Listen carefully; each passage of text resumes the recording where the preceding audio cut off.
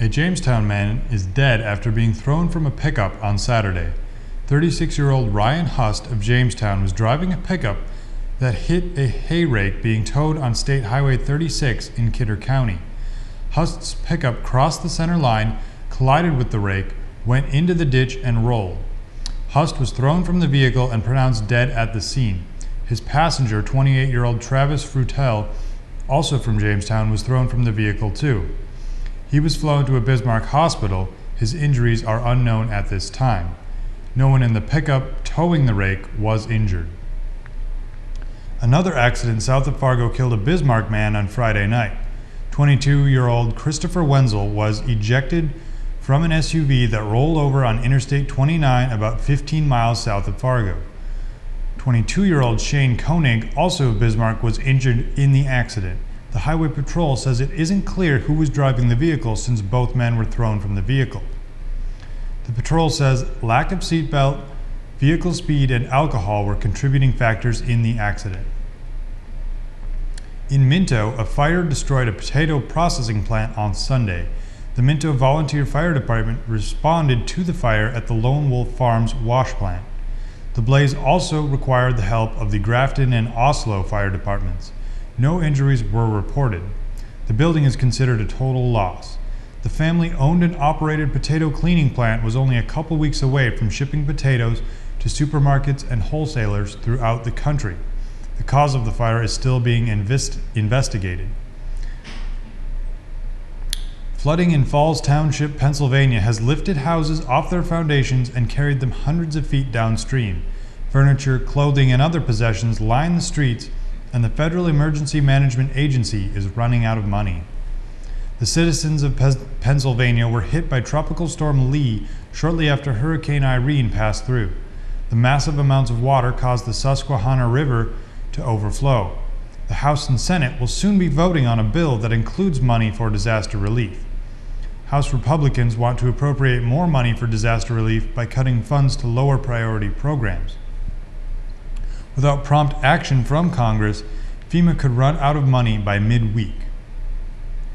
After 781 days, 2 Americans have been released from the Evin prison in Tehran after bail of $500,000 each was paid.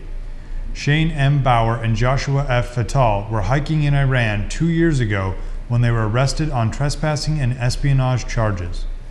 Sarah E. Shurd, who was hiking with them, was released last September. The 3 said they had unknowingly wandered into Iran while touring Iraq. Any evidence of espionage has not been presented publicly, and the 3 refer to themselves as hostages. The 2 men spent their days running and weight training with water bottles to keep themselves fit. They also quizzed each other and discussed literature to exercise their minds.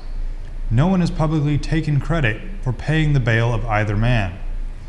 Bauer said at a news conference in Manhattan, quote, "We want more than anything to begin our lives anew with a new appreciation for the sweet taste of freedom." End quote. Yesterday in Saudi Arabia, women were granted the right to vote as well as run for municipal elections. Saudi women said the change was prompted by the desire for the government to become more representative.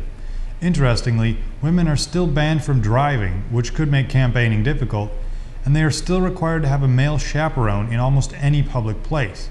Nonetheless, the ability to vote is a large step towards equal treatment. It may be some time before the new law gains acceptance, though. In 1960, women were finally allowed to attend school, but it took many years for the practice to become accepted among Saudi people. It is likely many husbands and fathers will still prevent their wives and daughters from participating in politics. The next elections will not be taking place until 2015. Well, we're going to turn to Jessica Gulseth now, who has the weather forecast. Jessica? Thanks, Caleb. Welcome back, Jamestown. Today was a beautiful day. We saw a high of 70 degrees. Tonight will be nice as well, with a low around 47. Tuesday will be warmer than today as the sun shines to high near 78 degrees. Tuesday night mostly clear with a low around 52. Wednesday mostly sunny with a high near 77 and a slight breeze coming in from the west. Once night falls, it will cool down to a low of 46 degrees. Thursday will cool off a bit as it won't quite reach 70. It will be mostly sunny with a high near 64 degrees and a low around 37 degrees. It looks like Friday will be the coldest day this week. It will be mostly sunny though, with a high near 58 degrees. Friday night will only cool down to about 45 degrees. The weekend looks nice. Saturday at least will be mostly sunny and breezy with a high near 70. The week looks fairly nice and it could be one of the last, so enjoy it, Jamestown. Back to you now, Caleb. Thanks, Jessica. All the Jimmy sports were away from home this weekend. The men's and women's cross-country team traveled to Minneapolis for the Roy Griak Invitational. The women's cross-country team was led by Aliona Reyes, who finished 20th out of the 270 runners on the 6K course with a time of 23:13. Joseph Korber led the men's team and finished the 8K course in 28:35.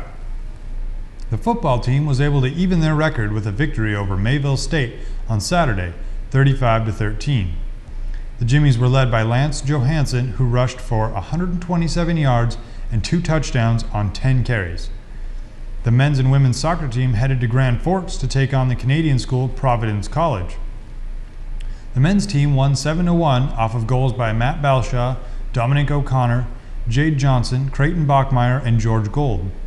The women's soccer team was also able to advance to collect a victory, beating Providence College 3-0. Rachel Hull scored twice and Hannah Langseth added a score to lead the Jimmies. The Jimmies volleyball team will be hosting a home match on Wednesday at 7 p.m. in the Hanson Center. And the Jimmy men's and women's golf teams finished up their last meet of the fall season today as they participated in the Viking Invitational.